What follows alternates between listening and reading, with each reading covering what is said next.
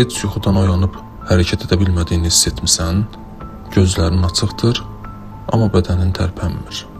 Hansısa əcaib varlıq sinəyin üstündə oturub və ya yatdığın otaqda kiminsə səsini, nəfəsini, kölgəsini hiss edirsən. Sanki kiminsə nəfəsi boynuna toxunur.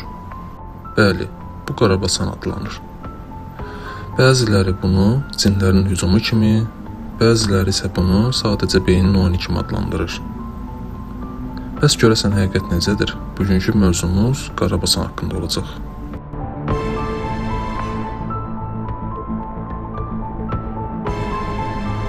Müasir elmdə qarabasana sadə yuxu edici kimi anlayışlar verilsə də, bir çox insan üçün elmin verdiyi bu izah yetərli deyil. Onlar bu hadisəni cinlərin və ya ruhların hücumu kimi düşünürlər. Məsələn, tez-tez bu hadisə ilə rastlaşanlar hər gecə eyni vaxtda oyandıqlarını, gözlərinin açıq olmasını, amma tərpənə bilmədiklərini, boğazlarında kiminsə əlini, qulaqlarında isə ağır nəfəs hiss etdiklərini, sinələrində isə qara bir kölgənin oturduğunu deyirlər. Əminəm ki, çoxunuz belə hallarla rastlaşmısınız. İslam dinində bu barədə konkret olaraq məlumat olmasa da, digər dünyəvi dinlərdə bu mövzuya toxunulmuşdur. Məsələn, Türk mifologiyası kimi. Türk əsilli xalqlar bu məfhumu İslam dinindən öyrəndiklərini düşünsələr də, bu anlayış qədim Türk mifologiyasına əsaslanır. Gecələri insanların üzərinə çökən bu şər varlıqlara ilkin olaraq qədim türklər tərəfindən ağır basan adı verilmişdir. Qədim türk dilində qarah və xarağa sözlərindən yaranmış qarabasan sözünün hərfi mənası isə kabus görmək deməkdir. Qarabasanın səbəb olduğu xəstəliyə də qarabassı deyilir. Qarabasan sözü ilə yanaşı türk mifologiyasında hıblıq və ya al qarısı, el qarısı adlarına da rast gələ bilərik. Bəs Avropa mifologiyasında necə? Burada isə biz inkubus və sukkubus deyilən məfhumlarla qarşılaşırıq. İnkubus, yuxuda olan qadınlarla cinselliyə qurmağa çalışan, insana bənzər mifoloji kişi cinsli şeytani varlıqdır. Bunun əksi, qadın cinsində olanlar isə sukkubus deyə adlanır.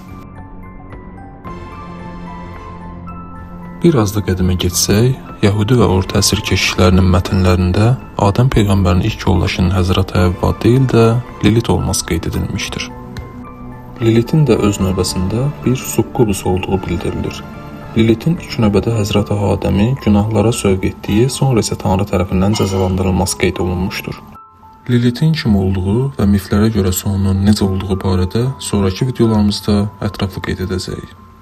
Sukkubus rolunda olan bu şeytani qadın hallusinasiyaları kişilərin yuxularına girərkən özlərini iki cür göstərə bilirlər.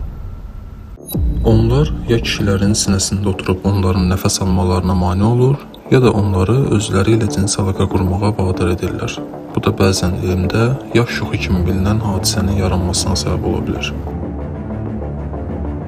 Yuxularında inkubus və ya sukkubus adlanan bu iblislərlə əlaqədə olan kişi və qadınların elə yuxu aləmində də yarı insan, yarı şeytan uşaqları doğulur.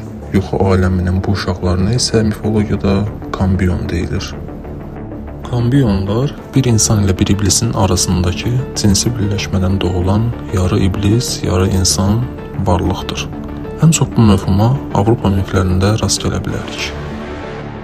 Digər mədəniyyətlərdə və ya ölkələrdə bu hadisə fərqli adlarla tanınır. Məsələn, Yaponiyada bu hadisəyə kanashibari deyilir. Yapon əfsanələrində isə bu bir supernatural hadisədir və burada ruhlar aləminə həbs edilmiş şər ruh yaşam üçün özünə yeni bir bədən ələ keçirmək istəyir. Belə olan hallarda Yapon miflərində ruhu qovmaq üçün buddist rahiblərin ayinləri ilə ruhsal müalicəyə ehtiyac olunduğu göstərilir.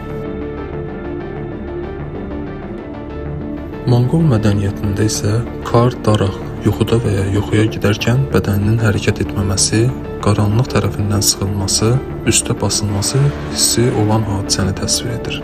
Bundan başqa, Dab Tsok ifadəsi Monq xalqının folklorunda olan bir gecə ruhu anlayışıdır. Yəni yuxu zamanı insana basılma, sıxılma, nəfəs almaqda çətinlik hissi, hərəkət edə bilməmə halları ilə əlaqələndirilir. Monq mədəniyyətində Dab Tsok görünməz ruh və ya qara ruh mənasında sayılır və yuxu zamanı insanın üzərinə oturaraq nəfəsini götürdüyü, onu sıxdığı, onu öldürməyə çalışdığı deyilir.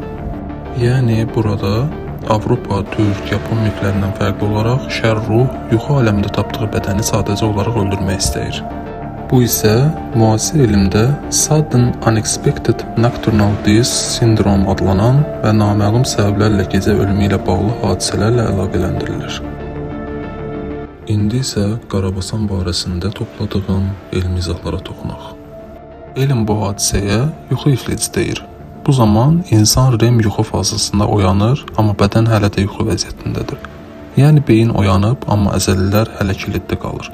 Bəs REM yuxu nə deməkdir? İngilis dilində hərfi tərcümədə Rapid Eye Movement, yəni gözün sürətli hərəkəti deməkdir. Adından da göründüyü kimi yuxunun bu fazasında gözlər sürətli hərəkət edir. Zeynimiz isə məlumatları emal edir. Ən canlı və hekayə xarakterli yuxuları da elə bu zaman görürük. Bu zaman beynimizin bir hissəsi qəfil oyansa, artıq biz yuxu iflicinə düşmüş oluruq. Çünki hələ də beynimizin digər hissəsi REM yuxu fazasındadır. Və əzəllərimiz hələ dırnaq arası desəm iflic vəziyyətindədir. Bəs nə üçün REM fazasında əzəllərimiz kilidlənir? REM fazasında bədən ona görə hərəkətsiz qalır ki, insan yuxuda gördüyü real həyatda etməsin və özünə xəsarət yetirməsin. Bu zaman beyində yuxu ilə reallıq qarışır və halüsinasiyalar yaranır. Bura bizim şuuraltımızda olan qorxu animasiyaları daxildir. Bunlara kölgəvi fiqurlar, nəfəs səsləri, sinə üzərinə oturmuş, varlıq hissi və s. aiddir. Uzun sözün qısası, elmə görə Qarabasan zamanı gördüyümüz varlıq əslində beynimizin yarada biləcəyi ən güclü qorxu obrazıdır. Beləliklə, mövzuya həm dini mistik, həm elmi cəhətlərdən toxunduq. Bəs sən heç Qarabasan yaşamısan? Bəs səncə Qarabasan beynimizin sadəcə animasiyalı, əyləncəli, qısa metrajlı filmidir? Yoxsa qədim miflərdə deyildiyi kimi hansısa iblisin bizim bədənimizdə müəyyən məqsədlərlə istifadə etməsi? Şərhlərdə fikrinizi yazın. Daha çox bu tip videolar üçün abunə olun.